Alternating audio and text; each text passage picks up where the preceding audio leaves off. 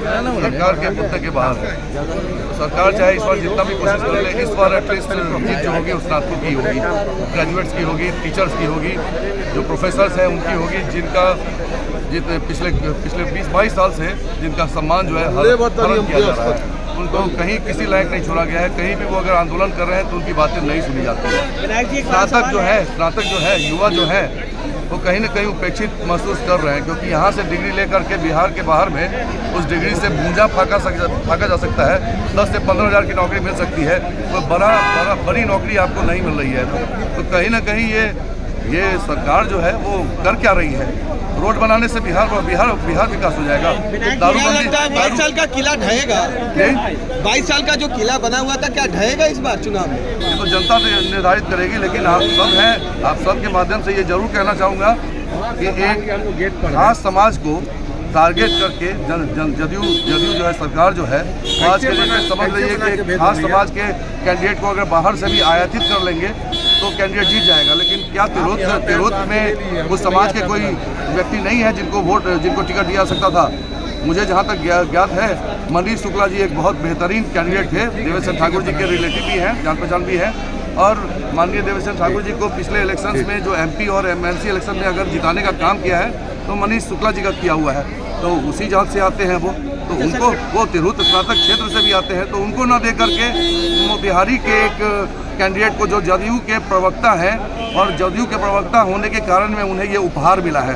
तो आप भी अगर उपहार देते हैं, अपना वोट अगर उनको उपहार देते हैं, तो वो उपहार लेकर के मुजफ्फरपुर क्या तिरहुत क्या कहीं नहीं दिखेंगे। वो दिखेंगे तो पटना में ही दिखेंगे। इस इलेक्शन से पहले क्या उनकी पहचान है?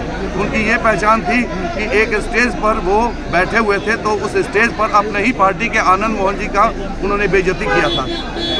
तो ये आप आज के डेट में समझा जाए, अभिषेक झा आज के डेट में अगर अपने ही पार्टी के आनंद मोहन जी जो कि बड़े नेता हैं जदयू के, उनका भी आदर नहीं कर सकते हैं, तो ऐसे कैंडिडेट से क्या एक्सपेक्टेशन करना है? हमें तो सिखाया गया है कि जितने भी सीनियर्स हैं उनका हमें सम्मान करना चाहिए, और जूनियर्स को हम डांट सकते हैं। जैसा प्रशांत किशोर जी ने भी किया, तो वो भाई थे, भाई को डांटा है उन्होंने, अपने कार्यकर्ता को डांटा है। इसमें किन्हीं बाहरी आदमी को कोई इसमें परहेज में कोई दिक्कत नहीं होनी चाहिए।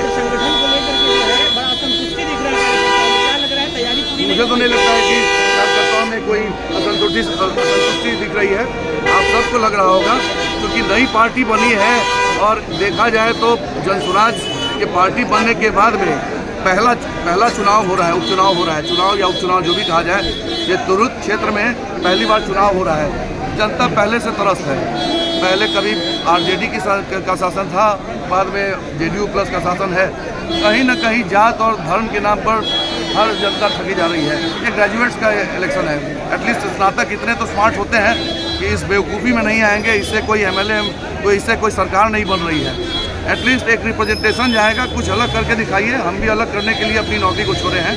आपका क्या एजेंडा होगा अगर आप जीतते हैं तो? स्पाइनल लेवल पे मेरा एजेंडा है। जैसे कि मैं डॉक्टरी स्पाइनल लेवल पे करता हूँ। आपने 2 मिनट पहले सवाल किया है कि आप बीमारी का इलाज करेंगे। जी हाँ, मैं शरीर की बीमारियों का इलाज करता था और उसमें नंबर 1 हूँ। मैं गर्व से कर सकता हूँ कि 20 साल से मैं अपने प्रोफेशन में नंबर 1 पे हूँ। मैं PGI चंडीगढ़ का प्रोडक्ट हूँ, मैं ग्रैंड मेडिकल कॉलेज का प्रोडक्ट हूँ। उसी तरह से मैं गर्व के साथ कहता हूँ कि जनसुराज का प्रोडक्ट हूँ, और जनसुराज ईमानदारी के लिए जाना जा रहा है, निष्ठा के लिए जाना जा रहा है। बाकी पार्टी आप खुद देख लें, आज के डेट में सब चोर है। मेरा फोकस एक ही चीज़ पे रहेगा कि भ्रष्टाचार के खिलाफ लड़ूंगा। यानी कि फर्स्ट मुद्दा है कि जो आज के डेट में युवा है या फिर जो स्नातक है, वो बाहर जाकर नौकरी नहीं मिल रही उस डिग्री के साथ में, तो स्नातकों को अच्छी डिग्री दो। अगर नहीं दे सकते हो तो ये स्नातक की डिग्री बंद करो। आप प्राइवेट कॉलेज हैं, उनको आप आज के डेट में 4 साल के अंदर में BEd डिग्री दे रहे हो, और 3 साल के डिग्री को 5 साल में करके आप कोई डिग्री नहीं दे रहे हो। मुझे नहीं लगता है कि ये कहीं से उचित है। सेकेंड, शिक्षा और शिक्षक। तीसरा, उचित चिकित्सा। फोकस क्लियर है। बाकी आप लोग समझे, 13 महीने का समय है। जो बोल रहा हूँ महादेव की कसम सब सच करके दिखाऊंगा। धन्यवाद। कम समय है, जनता से क्या